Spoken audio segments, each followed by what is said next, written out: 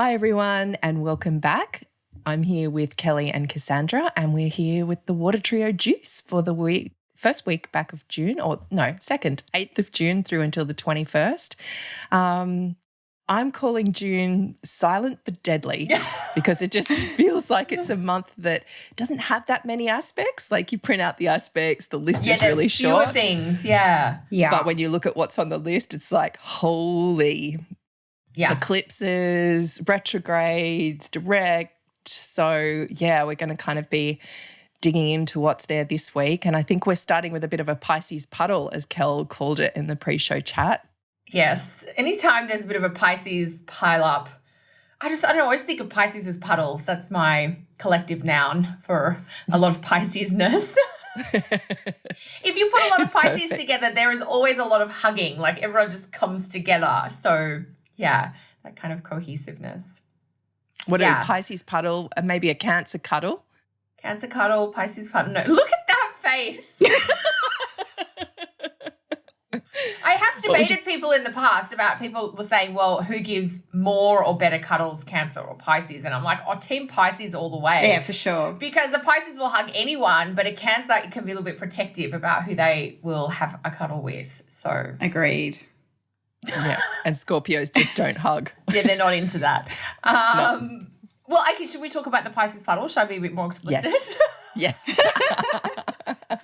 So June 13, Mars will conjunct Neptune in Pisces. That'll be June 14 if everybody is listening in Australia.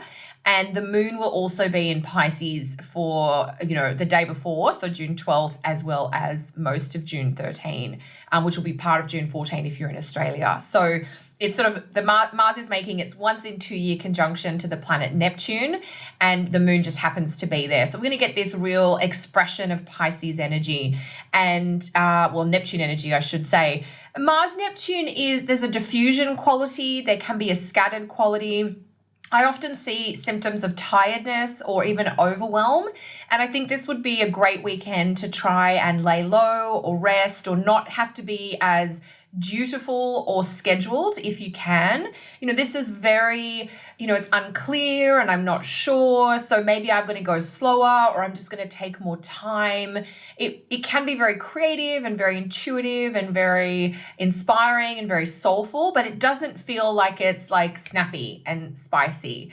It feels very mellow. What do you gals think about this aspect? Well, Wade Caves actually was saying on the weekend something about Mars in Pisces being pirates. And I was just thinking this is perfect, like pirate energy, like action in the water, that kind of thing. And for me, I don't know, there's this energy with this. It's like the glamorized action star who seems to be doing all the amazing thing, and yet it's his stunt guy in the background who's the one doing all the work.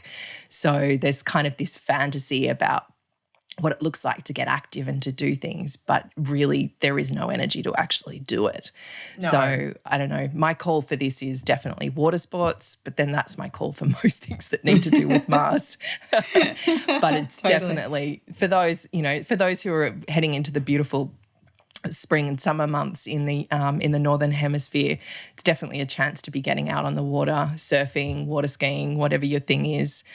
I also think with this, it's like strength lies in compassion and the ability to have forbearance and forgiveness for somebody else. And if there has been some, Mars itchy, scratchy, and there's anger lying underneath, it's like, okay, how can we almost dissolve this into a place where we can reach forgiveness or where we can bring things together, use that kind of Neptune to dissolute the Mars friction and hastiness away. So what about you, Cass? What are your thoughts?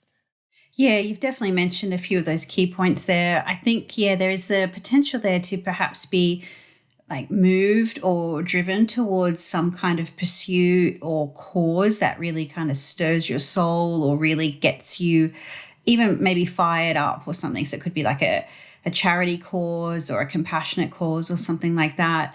You might get that sort of spark of, I'm going to do this thing, but whether you follow through on the thing, that's a whole new ball game. But there is that feeling there that definitely, as you were saying, Kel, like it's not a weekend to go all gangbusters on your schedule, or I'm going to do all this and this and this.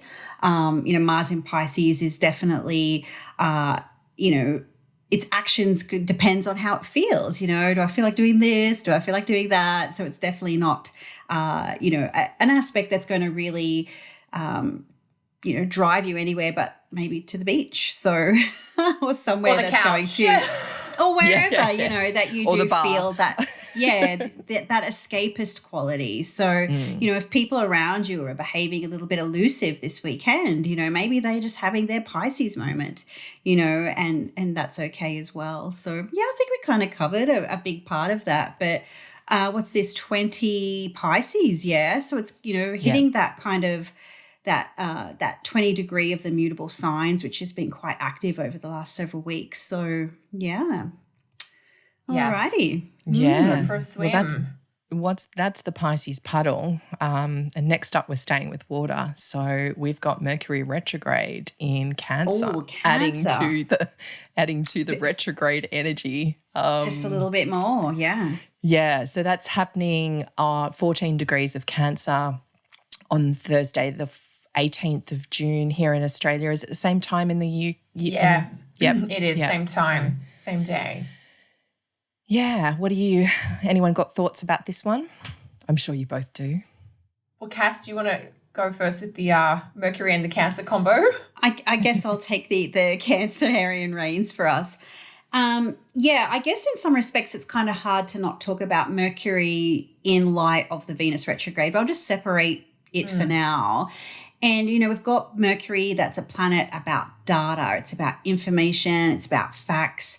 It's neutral to the information. It's just feedback. It's just info. Whereas Cancer is a sign that's really wants to, respond emotionally or react emotionally. So, when it comes to doing Mercury things, it's, not going to be particularly clear cut. It's not going to be particularly in a straight direction, particularly, Mercury does sort of just, wants to get that. If you always think of, Cancer is the crab and, scuttling sideways. And so when you're trying to perhaps discuss your emotions or try and give voice to what your feelings are, probably, if you're anything like me, I don't even have Mercury in Cancer. It's this whole roundabout that we go in until we reach that point of being able to give voice to the thing or to be able to get clear about what it is that we want to say. Now, Mercury is going to be in Cancer through until August, so maybe like the first week of August or so. So it is a really long time. One thing I do love about this Mercury retrograde phase, I do anticipate it's going to be a lot more benign than our previous Mercury retrograde in Cancer that was last year because of the lack of aspects it makes. It's a sextile to Uranus, but that doesn't happen till early July, and then a quick opposition to Saturn and Pluto, on the way out, moving direct then. So I don't think it's going to be a huge meat grinder because, the Mercury retrograde last year was a big part of that. But what I do think it's definitely going to add another layer or iteration of the Venus retrograde cycle because Venus retrograde is now looking to Mercury in Cancer. So since about May 12, I think we've had Mercury in Gemini alongside Venus retrograde. So maybe things felt a little bit clearer. And now those negotiations or, thinking about the values or the things to do with, your Venusian topics like, aesthetics or beauty or art or love. Now it's like, maybe like those negotiations, I don't feel the same way about them as what I did when Mercury was in Gemini, or there's a few kind of tides have to come in and out first before you get to the bottom of the thing. So I think it is going to add perhaps a little bit of a level of confusion, not Pisces type confusion, but a little bit perhaps more emotion or sensitivity to the Venus retrograde topics. Yeah, I agree with you completely, Cass. It's hard to think about Mercury retro without like linking in or looping in the Venus retro. And with Mercury being in Cancer, this combination was the theme for my keynote speech at the NORWAC conference just recently, because there's sort of this 2-month vibe, June and July, with Venus in Gemini and Mercury in Cancer. And I just kept coming back to this idea about language and about the power of words to increase connection and understanding, or how when we do communication and listening, when we do it badly, it kind of creates this feeling of distance or a lack of understanding. And I think this next sort of week to 10 days, where Mercury's retrograde and Venus is retrograde, this is a really unique period, like June 18 to June 25th, where I think there's going to be a lot of that thoughtful reassessing, ruminating. I keep thinking about Mercury retro in Cancer as having to do with like reminiscing about the past, or taking a stroll down memory lane, or finding things that you wish you'd said or that you loved that was said. And there's a lot of that going back over old territory. You know how Cancer is just so connected, that's so good at memories. We're always commenting, Cass, your memory is like, you've got it, with that Cancer. Don't forget. I'm the one time at band camp person. Yes, exactly. I always remember those little sentimental anecdotes. So it does. We remember feel the like, vague details, and you fill in the juicy bits.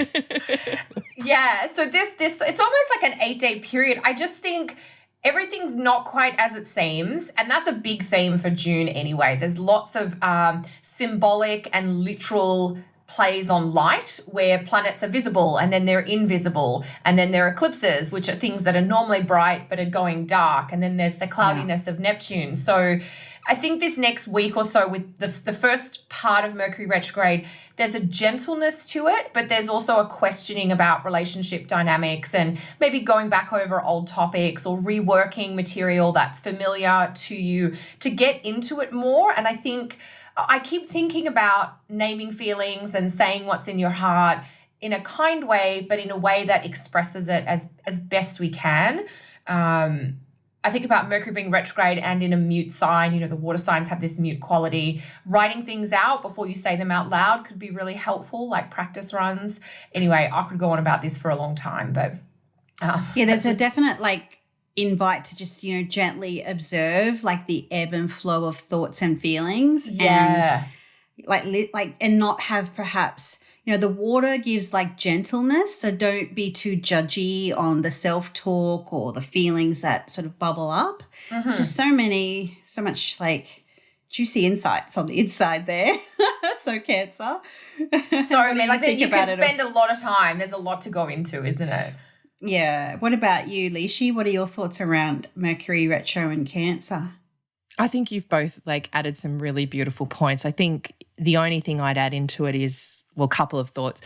One is a return to comfort. And I was just thinking, people are slowly coming out of isolation right now. And it's the idea of trying to pull on jeans, except for instead of stretchy they don't fit anymore.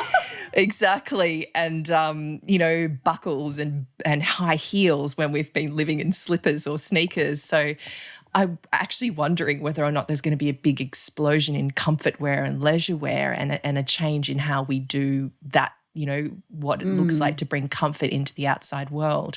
I do think, this next week, while the two planets, Venus and Mercury, are retrograde together, will be a very still, very internal energy. I always think about this as the left-hand side of the brain, the logical, and the right-hand side of the brain, the more emotional, being brought together under this. So there's a chance to kind of be quiet inside, like you were both saying, and watching the ebb and flow, but reconnecting those two. Seeing where we may be, too much in our logical or too much in our emotional, because when the two are connected, they can actually help each other process. It's the point of having two hemispheres, but sometimes things can freeze us in one or the other, depending on past experiences and past pain. So it's a chance to kind of really bring the two together, join those hands together. So beautiful. The only thing I just want to say with this, one little technical thing with this Mercury retro, the second half of it, I think is going to be more complicated and difficult than the first half. And that's because by the time we get to early July, Mars will be in early Aries, and there'll be a difficult square angle formed between Mars as it's Mercury as it's stationing in Cancer and Mars in early Aries. So I think how the Mercury retrograde feels for the next week or 10 days will be different from how it feels in early July. I think it's sort of like almost two different Mercury retrogrades in one, just based on Mars changing signs. So this is the nice part of it. Enjoy the quietness. Totally. Yeah. So now we're up to the big juice the of the main week. event. Yeah, we've got the eclipse, and so the sun will hit the north node at like 28 Gemini, and then head straight on into the eclipse on the 21st of June, and that's all over the world. And of course, the 21st of June, this is right as the sun also enters Cancer, so this is the solstice. So this is a massive eclipse, really, solar eclipse. So that's happening at 4:41 p.m. here in Australia, the eclipse. Have you guys got the other times for around the world for this? I have the Eastern time zone, which we can quickly extrapolate. 2:41 a.m. on June 21, and the UK time zone is June 21, 7:41 a.m.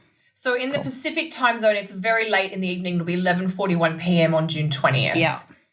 Yeah. So this is taking us even further into those Cancer realms, and it's interesting. This is, we talked about previously with the last eclipse, the baton pass. The last eclipse was where the nodes are right now.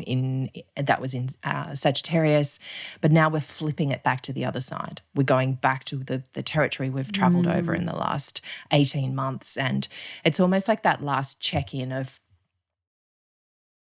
I don't know, I think it was Caitlin Kopeck actually who was describing this in an article she wrote, and I didn't really get it until now, that the nodes travelling through an area of your chart, it's like you'll be hungry for that, especially with this North Node in Cancer, and it's not until the end that it all appears, that it all is created and it's all finalised. And I feel like this is it. It's like that kind of icing on the cake or that final point. It's definitely not necessarily a great thing, but it's that whole idea of, okay, we've reached the end. This is time to really step into a new phase or a new place. But we can see the journey over the last 18 months through this particular area of our chart and what it's brought us, and the joys and the pain and whatever we've had to let go of, especially this particular 18 months in time.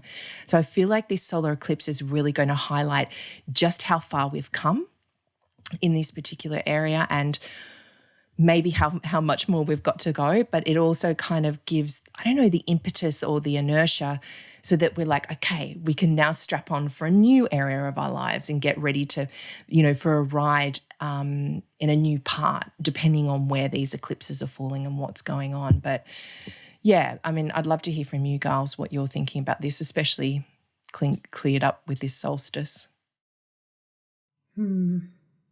Cass? Having the new moon at 0 Cancer and the node at 29 Gemini makes it a total solar eclipse. So it's on the solstice. So it's pretty dramatic as far as that's concerned. So, you're definitely right, Leash. There's kind of like this real dramatic view back on the past before we launch forward. And I guess there's two other things going on astrologically that, we can use this as an interpretive principle. And even though Venus is yet to station direct, she's at the station degree. And so she is looking to Mercury, who's also in Cancer, and retrograde. And so there's this feeling here that, Venus is kind of, she's not there yet, but she's there and she's ready to sort of move direct.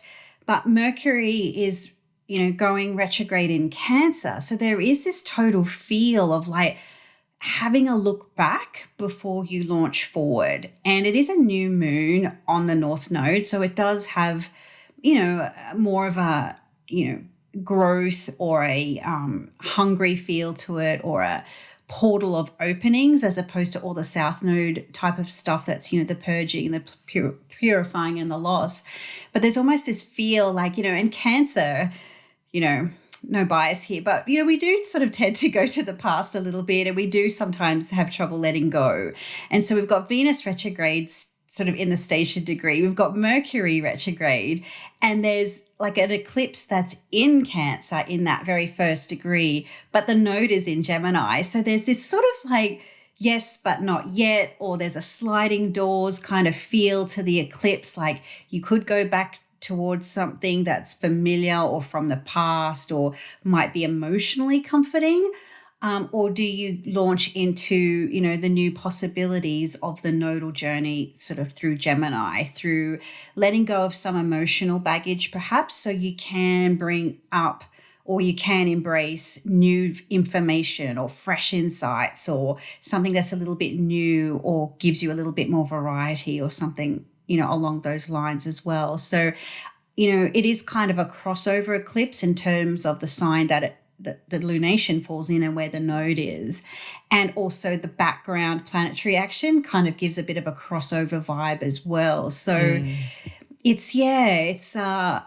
think the challenge is, maybe like taking the past on board, let it shape you, but not necessarily define the direction that you're going moving forward. So, that's my Cancerian little input for you there. So, how about you, Kelly? Yeah, it's such a big eclipse, and I love how we're each coming at it in from slightly different facets. It's almost like, that idea of light through a crystal or a diamond is like there's different pieces that come off. A couple of things that I've been thinking about are that it is the last in the Cancer Capricorn series of eclipses. So it was about 2 years ago, mid-2018, that we first started having eclipses in Cancer Capricorn this time round. So there's this sense of that 2-year period or chapter where the Cancer Capricorn houses in your birth chart have been triggered by eclipses. This will be the last one in that sequence. So there is, I guess, that feeling of transition where it's we need to make sure we finished whatever the last 2 years are about, to what you're saying, Cass.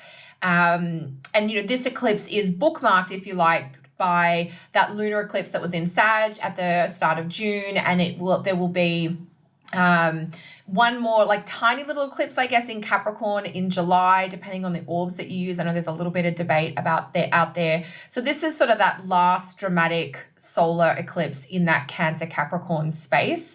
So there is a feeling, of closing down this cycle. I'm also just sort of aware it's a very dramatic annular style eclipse where we're going to see that ring around the moon. And there is going to be a lot of just unsettled energy, I think, and things like just having a quiet day on the Sunday, salt baths. Salt is very cleansing and calming, and maybe doing a mantra style practice or some type of meditation that you're comfortable with. Eclipses are disturbances in the regular rhythm or routine of things. And so it's wise, I think, to be just a little cautious. It's not the kind of new moon where you would do new moon magic or new moon intention settings. And part of that is because the light of the sun is blocked. That's what makes it a solar eclipse. The sun's light is eclipsed or blocked. And so that can put us into the shadowlands where we have to draw on different senses than our clear sight. And so things that we normally rely on that clear sight or clear thinking for, we might not be quite up to it for maybe even 24 to 48 hours before and after. Eclipses are very powerful, energetic activators, but also things just to treat with a little bit of care and tenderness. And because it is so tight, as you were saying, Cass, the eclipse itself is 0 Cancer and the node's at 29 Gemini, they're so close to each other that makes it more powerful, more intense, and more dramatic. So it's definitely one to watch and one to be mindful about, just keeping quiet around, I think. Yeah. And I think the path of this eclipse starts to maybe in Africa, around Congo, and it kind of travels up in the northern Asian countries, Pakistan, India, and along that way. So we could probably get a little bit of disturbance in those parts of the world too, are quite possible around that time. So, Kevin is saying hello.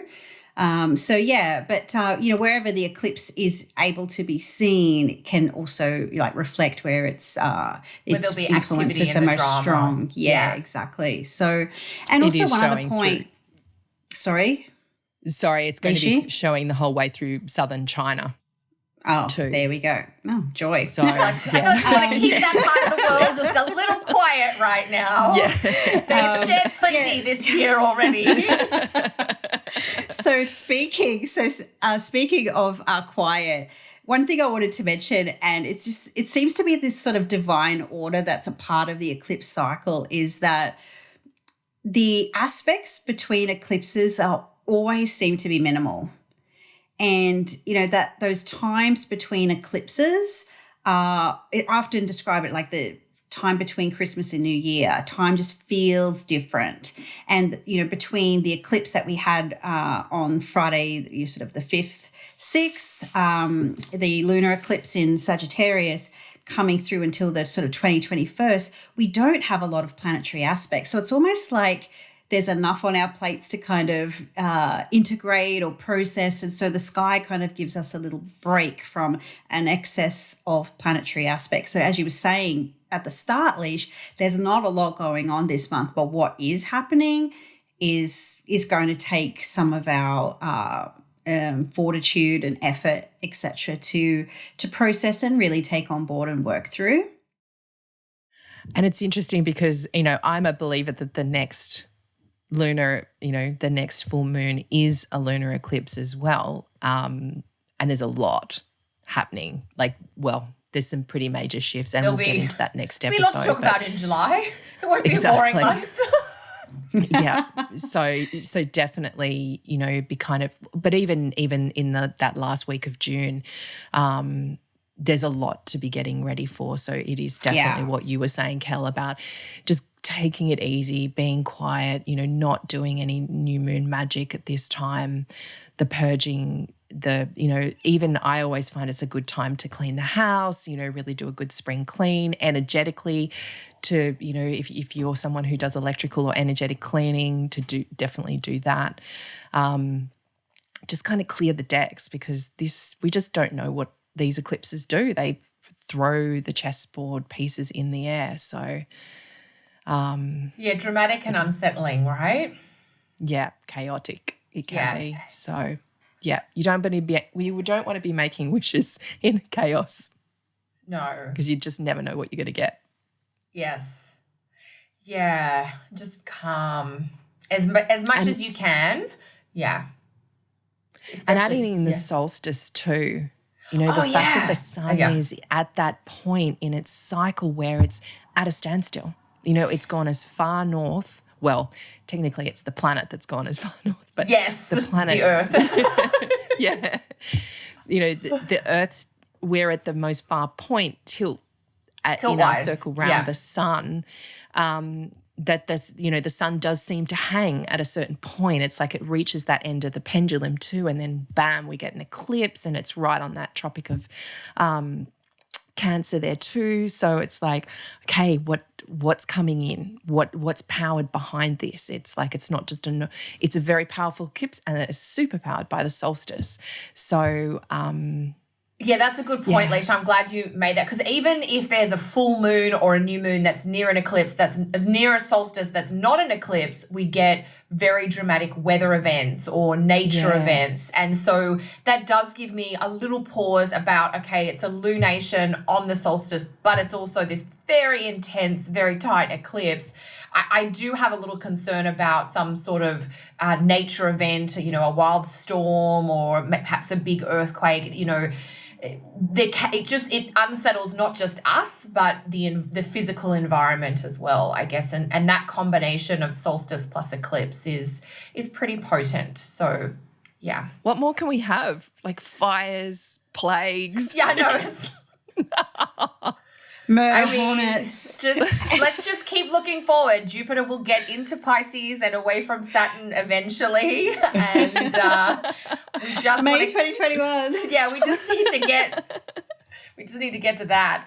So this, what else could we say about this week? I really think about this middle period of June as like transitioning from some of the floaty vibes of the early part of June, where there's like a lot of Neptune action, into the more dramatic and intense. So, you know, if the start of June is a little bit like you're not sure what's what, just enjoy that, because it's not going to stay like that for long, and shit gets real quick towards the end of the month. So just take that pause where you can, and we'll be back with the next episode starting June 22nd, where we'll have a lot to share. That won't be so floaty. No. As Alicia said before, and I tried not to laugh, but I'm going to say it again just so you all laugh. You'll need to strap yourself in for that. Yeah. Hey. So, gals, what have you got coming up this week? What's happening in Water Trio What land? have you got? Cass, do you know anything off the top of your head? Well, I decided that on June 25, I am going to do a webinar on retrograde planets. Excellent. As Venus stations direct. So all the details on that will be on the website. So we'll look at different philosophies around the meaning of retrograde planets and what can happen when you have a retrograde planet natally in your chart, or if a progressed planet moves retrograde or is retrograde and becomes direct. So basically what it means when planets change direction. So I'm really looking forward to that. Excellent. That sounds great. That's such a good topic. I'm so glad that you're going to put some more great info out in the world on that. Yes, it'll be a little, little celebration of Venus finally direct. Nice. What about you, girls? Yeah. So mid-June is kind of actually so I'm taking the floaty period just to float along a bit and catch up with myself. But June 15, I start my next online course, which is a 4-part training on aspects. And it's part of my longer Become an Astrologer program. And so the info about how to sign up for that is on my website, Kelly's Astrology.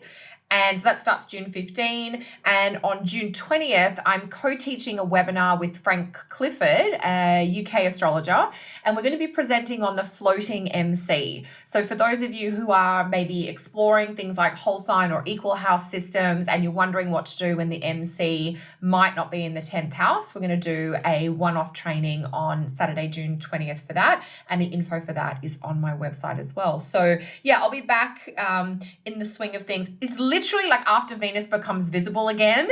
And I'm like, why is all my teaching starting in the middle of June? And it's like, well, we've got to do the Pisces floating and then the Venus, wait for her to return to sight. So yeah, so a couple of things starting June 15 and June 20, which I'm excited about. How about you, Alicia? Nice. I am not having my normal new moon gathering. I do have a webinar.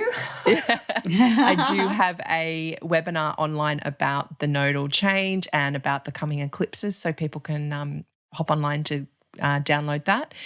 I am, however, for those here in the Sunshine Coast, I am having an eclipse gathering. It will be an eclipse-style ritual on, letting go, and it will be at the beach so that we can paddle in the salt water and do all those kinds of things. Exactly.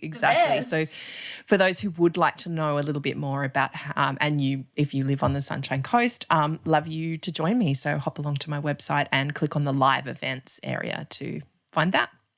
Fantastic. Awesome. Great. Thanks, gals. Always good to catch up. This was so good. And thanks everyone for listening. Bye, everyone. Bye. Bye.